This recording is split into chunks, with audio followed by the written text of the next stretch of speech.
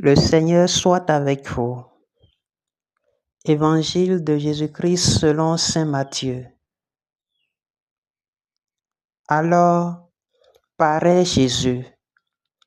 Il était venu de Galilée jusqu'au Jourdain auprès de Jean pour être baptisé par lui.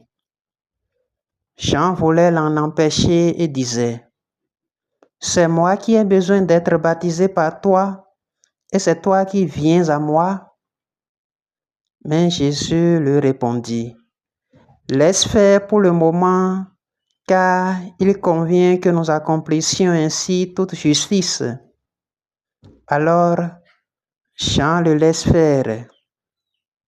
Dès que Jésus fut baptisé, il remonta de l'eau, et voici que les cieux s'ouvrirent.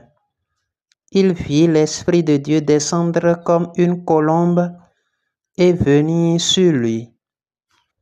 Et des cieux, une voix disait: « Celui-ci est mon Fils bien-aimé, en qui je trouve ma joie. » Acclamons la parole de Dieu.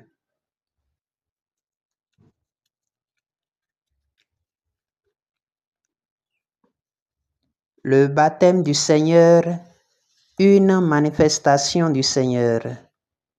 Bien-aimés du Seigneur, nous célébrons aujourd'hui le baptême du Seigneur, qui est une manifestation du Seigneur. Le baptême du Seigneur marque la fin du temps de Noël et le début du temps ordinaire.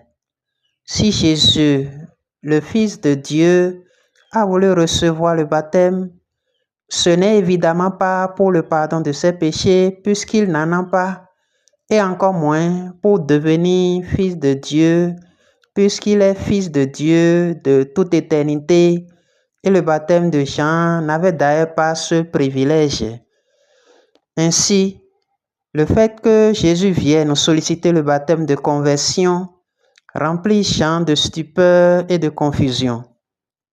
Dans l'embarras, Jean essaie de l'en dissuader. « C'est moi qui ai besoin d'être baptisé par toi, et c'est toi qui viens à moi. » Mais Jésus insiste. « Laisse faire pour le moment, car il convient que nous accomplissions ainsi toute justice. » En effet, le baptême du Seigneur est une manifestation du Seigneur. L'humilité de Dieu qui se révèle dans la crèche se révèle aussi dans le Jourdain. Ainsi, Jésus, venu accomplir et non abolir, demande le baptême de Jean d'abord parce qu'il a voulu confirmer la mission de son précurseur. En tant que sauveur, Jésus n'avait pas besoin du baptême du précurseur. Ensuite, le Christ a voulu totalement s'identifier aux pécheurs dont il est le Rédempteur et leur manifester sa solidarité.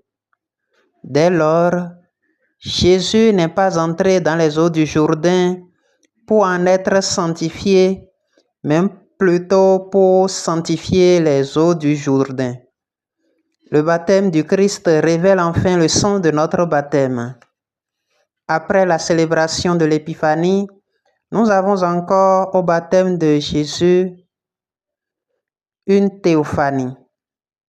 Au baptême de Jésus, le Christ est manifesté au monde et toute la Sainte Trinité est manifestée au monde.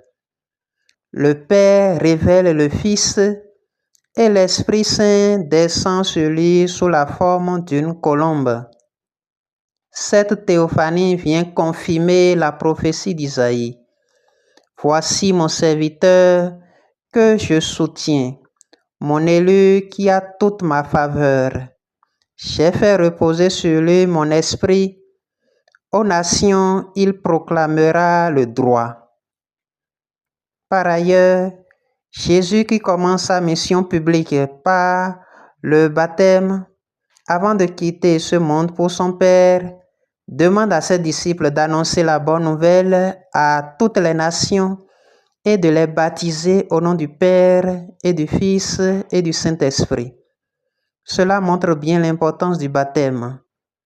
En célébrant aujourd'hui le baptême du Seigneur, nous devons nous souvenir de notre propre baptême et des engagements de notre baptême. Dans le Fils bien-aimé, Dieu qui ne fait pas acception des personnes, fait de nous des fils et des filles bien-aimés. Et en tant que baptisés et envoyés, nous sommes appelés à prendre notre part dans la mission salvifique du Christ qui nous envoie vers toutes les nations pour manifester au monde la lumière de la foi et du salut.